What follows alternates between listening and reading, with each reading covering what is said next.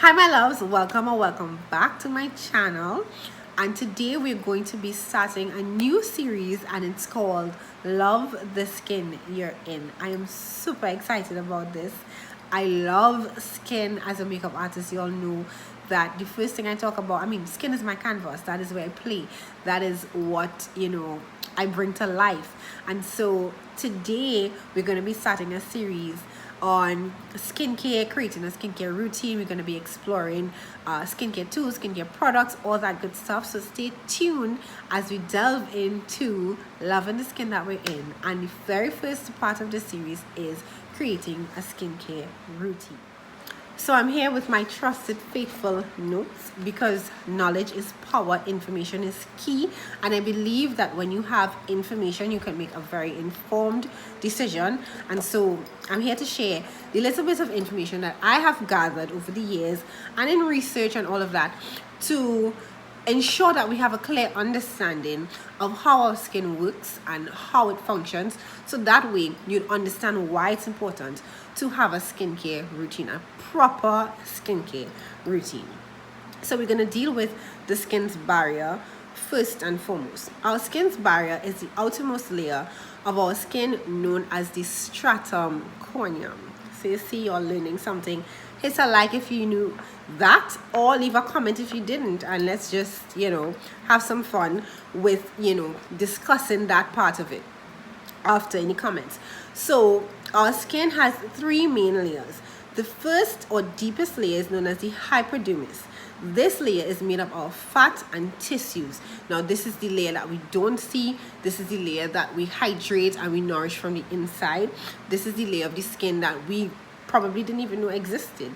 So now we're realizing that your skin is not just what you see with your naked eye or in the mirror, but more so what is deeper, way deeper than we ever thought, right? And the second or middle layer is known as the dermis, which consists of our connective tissues, our oil, and our sweat glands. So when we oiling up or when we're sweating, this is where that comes from. So that comes from the second layer of our skin. And then the third and most outer layer is known as the epidermis. This sits at the top and acts as a waterproof between us and the environment. And so that is what we see with the naked eye. That's where we get all glammed. That's where we put on all the fun stuff. That's where we slather ourselves in all these great products. And that is the part or the main part of what we're going to be focusing on during this series. Each layer of the skin has its importance and its function, but for today I want to focus on the top layer, which is the epidermis, because this is what our skincare routine is primarily about. So we're going to delve straight into how this functions, how it works a little bit, not too much. We're not going to school here, but it's just important that we get some basic information and knowledge, right? So the top layer, as mentioned before, is known as the stratum corneum, and it aids in preventing things like bacteria, free radicals, UV rays, pollutions from entering into the other layers of our skin and harming those deeper layers, because the UV rays, as we all know especially, is so harmful to our skin. So it's very important that we have this barrier, then we treat it right so that it could prevent all these things from entering into our deeper layers. So the key to healthy, radiant skin is keeping your skin's barrier or the epidermis healthy and happy. First things first, before we delve into the products and all of that, we've understood the skin's barrier, what it is, what it does, how it functions a little bit. And so the next most important thing or key step to creating a skincare routine is identifying your skin type. Now, our skin types are broken up into 5 categories, and they are normal, dry, oily, combination, and sensitive. Now, oftentimes people think they have oily skin because their skin is overproducing oil, maybe because it's dehydrated and it's lacking moisture, or they think that they have sensitive skin because they use a particular product that has a particular ingredient and it created a reaction, and you think, oh my god, I'm sensitive, and it may not necessarily be so. So the first thing that we have to do is identify our skin type. Now I'm going to give you a quick DIY way if you've never done this before, or if you've never had a visit to an esthetician or a dermatologist to identify your skin type for you. This is a quick DIY way to identify your skin type so that you will know what products to choose. So the first step is to cleanse your face. You're going to remove all your makeup, you're going to remove all oils, any products that you would have had in your face before, whether that be with a cleansing balm or micellar water or cleansing gel or cleansing oil, whichever is, most convenient for you if you use one of those at all. And then you're going to cleanse your skin with a cleanser, which is what we usually know as our foaming cleanser. That's what looks very soapy and that kind of thing. Now, something that is very gentle, simply because you don't want to have too much chemical reaction or chemical, entering into the skin at that point in time. So you don't want anything with like hyaluronic acid or salicylic acid or anything like that that is treating a particular issue. So something that's very gentle, something that's very easy on the skin, that's what you're going to use to cleanse your skin.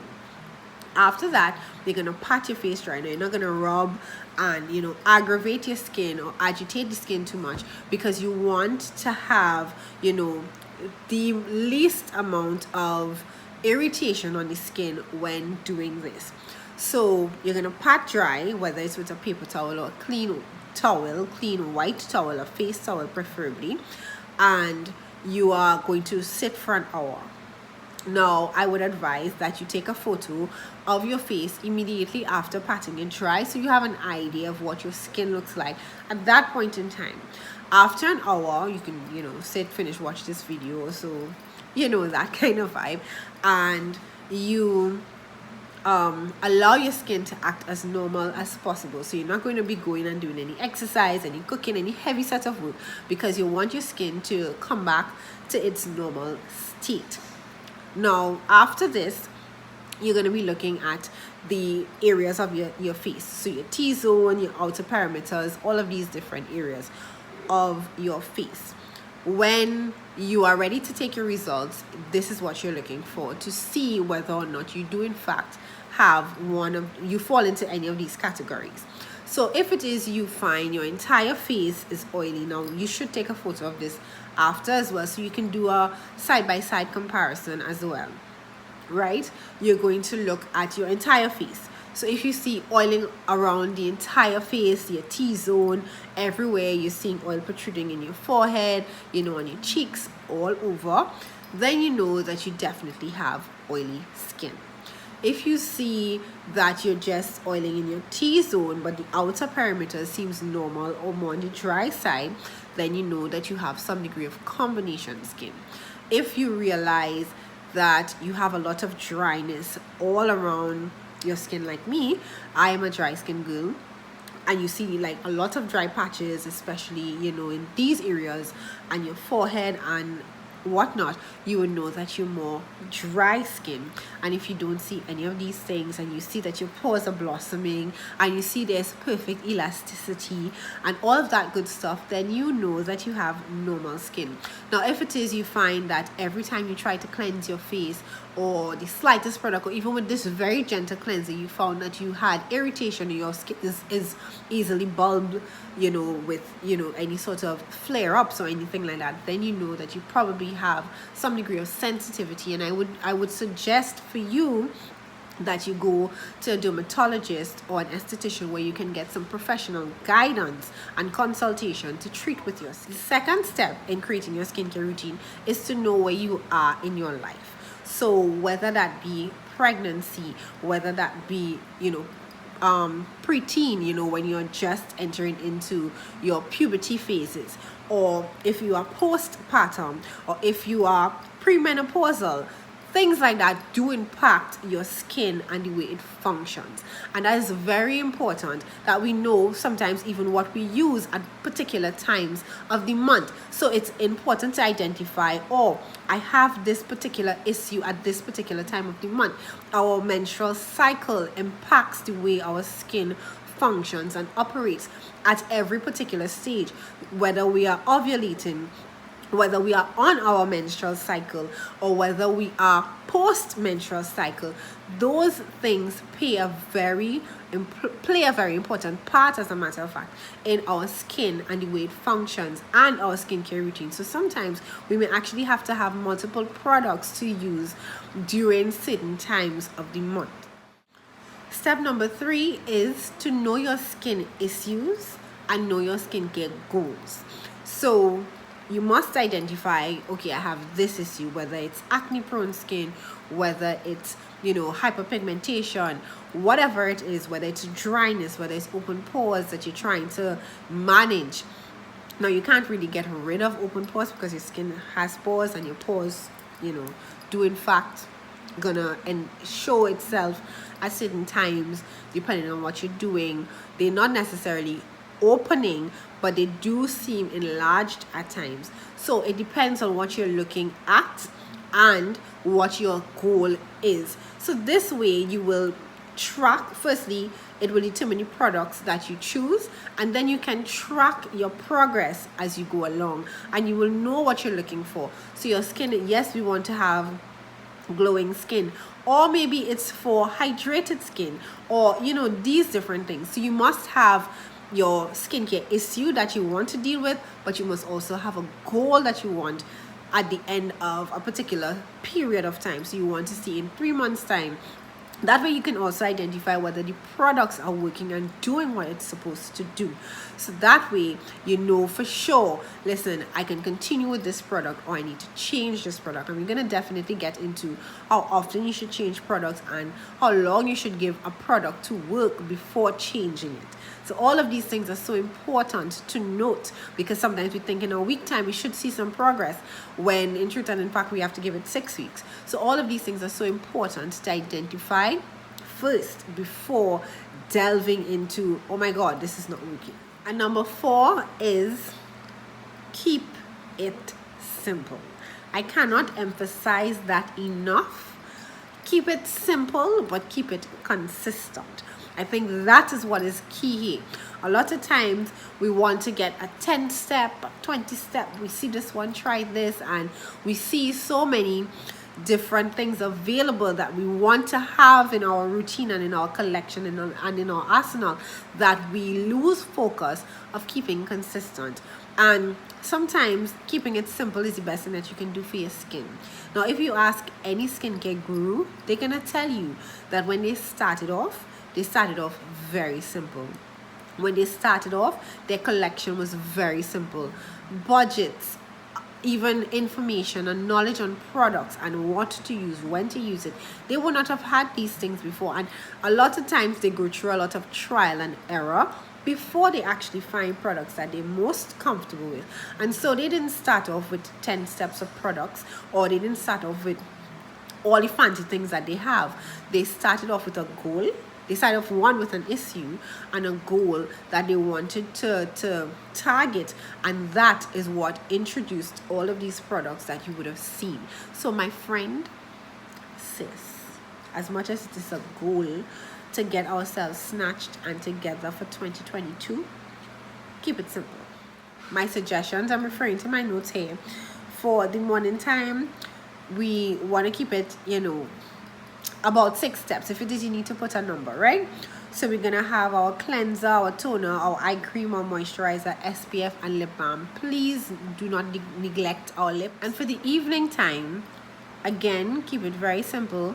You can have a cleansing balm, because I would suggest and recommend that you do a double cleanse, especially if you are in fact using makeup and SPF. You have a cleansing balm, your cleanser, your toner, a treatment if it is you do in fact have an issue that you want to target. You moisturize, and if you can, where possible, you can introduce an overnight mask or a sleeping mask. And those are the simple steps, same as well as your lip balm. Don't forget your lip balm. And step number 5, we're almost at the end of the first part of the series. I'm super excited. And so number 5 is, let me just get real serious with you guys. Stay the course. Like, if it is you're gonna start a skincare routine, you're gonna have to give yourself some time, sis. Stay the course. It is important. It is imperative. I can't stress this enough, that you stay the course. And I'm not talking about a week, I'm not talking about 2 weeks, I'm talking about give it 6 to 8 weeks before you even see any sort of significant results. And I think in the next video we're going to discuss a little bit more about, you know, why you should stay the course and how long you should give your skin cycle and all of that. I'm already giving away, you know, the second setup, the second video information. It is important that you stay the course. Why? Because skincare takes time. It takes time. Just like exercising, skincare takes time. Now, I'm a little impatient with exercising, I will admit. I find for the amount of pain that I feel after one workout, I should be seeing an ab. That's just me. So I agree, you know, after washing your face, you should be able to see some sort of results. But our skin has a cycle, and we have to give it time in order for this to actually work. So stay the course. I beg you. Stay the course. It will be the 6th step, and this is not the end of these steps, but this is the 6th step, and this is the end of this video, is to wear your SPF. Now, this could be a little bit controversial. I you know, a little different in my approach to wearing SPF. I will get into that in other videos. However, it is still important that you do in fact wear your SPF, especially in a hot island like Trinidad. Let me tell you something. I don't know what part of the woods you all are at, but in my side of the woods, the sun be showing itself real strong. And it's very important, especially if you are in fact going to introduce treatments and actives, so things like glycolic acid and salicylic acid, these things that work over a 12-hour period. You would want to ensure that you protect your skin, because it is an active and it is going to be doing you know, exfoliating of the skin, and you don't want to leave your skin exposed to the UV rays and the free radicals and all these things. And so you need to wear your SPF. And so that is the 6th step, and you're gonna stay tuned for the next 6 steps in the next video as we continue to love the skin that we're in and complete this series on creating a skincare routine. Thank you so much for staying to the end of this video. I do in fact hope that it was informative and that you did get some information that you can take with you moving forward into creating your skincare routine. If you did in fact enjoy this video, give it a thumbs up, subscribe to this YouTube channel, hit that notification bell so that you can see the rest of the series when I upload other videos. And I hope you took notes. I love you guys, and I'm gonna see you all on the next video.